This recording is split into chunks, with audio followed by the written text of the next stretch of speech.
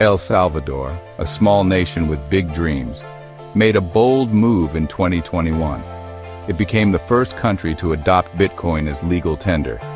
President Nayib Bukele, a millennial with a knack for disruption, promised a financial revolution.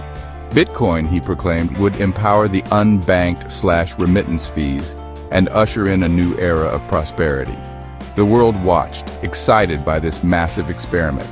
Bukele, a master of social media, rallied the nation behind his vision. He launched Chivo, a government-backed Bitcoin wallet, and offered $30 worth of Bitcoin to every citizen who signed up. Bitcoin ATMs were in every corner across the country, a physical manifestation of the digital revolution. The stage was set for El Salvador to become a Bitcoin paradise. But behind the flashy facade, cracks began to appear.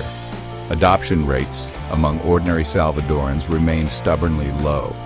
Many were hesitant to embrace this volatile cryptocurrency, preferring the familiar stability of the US dollar. The promised reduction in remittance fees never materialized.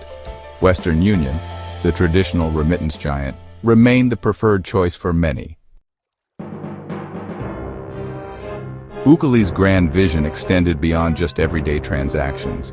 He dreamt of building a futuristic Bitcoin city powered by a volcano's geothermal energy. He announced ambitious plans to issue volcano bonds, Bitcoin-backed securities intended to fund this ambitious project. The world held its breath, waiting for these dreams to materialize. However, the reality on the ground told a different story. The Bitcoin city remained a distant dream, with no concrete development plans in sight. The much-hyped volcano bonds failed to attract investors, leaving the project in limbo. The volcano-powered Bitcoin mining operation, once touted as a symbol of innovation, fell silent, abandoned, and forgotten. Even the Chivo Pets Hospital, touted by Bukele as a shining example of Bitcoin's success, turned out to be a mirage. The hospital, meant to showcase the potential of Bitcoin-funded social programs, was revealed to be financed by a traditional bank loan. Taxpayers, it turned out, were footing the bill for this expensive publicity stunt, to the tune of $100,000 per month. Beyond the headlines and government pronouncements, the voices of ordinary Salvadorans painted a more nuanced picture.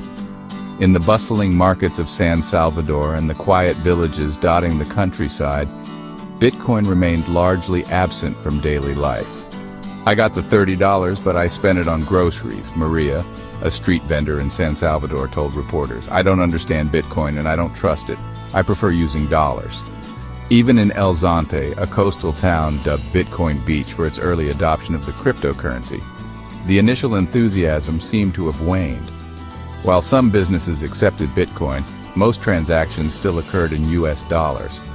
Tourists, intrigued by the novelty, experimented with Bitcoin payments, but for locals it was business as usual. 4 years into El Salvador's Bitcoin gamble, the jury is still out. The promised revolution hasn't materialized. Bitcoin adoption remains low, and the government's ambitious projects have faltered. The International Monetary Fund, initially worried of El Salvador's Bitcoin embrace, has stepped in with a $1.4 billion loan, but with strings attached.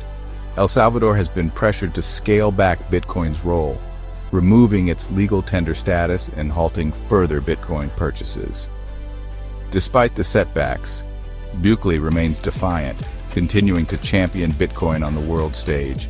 He points to the recent surge in Bitcoin's price, fueled by growing mainstream adoption, as proof that his bet will eventually pay off. El Salvador, he insists, is at the forefront of a global financial transformation. Only time will tell whether El Salvador's Bitcoin gamble will ultimately be remembered as a triumph of vision or a cautionary tale of hubris. But one thing is certain, the world is watching, eager to learn from this audacious experiment.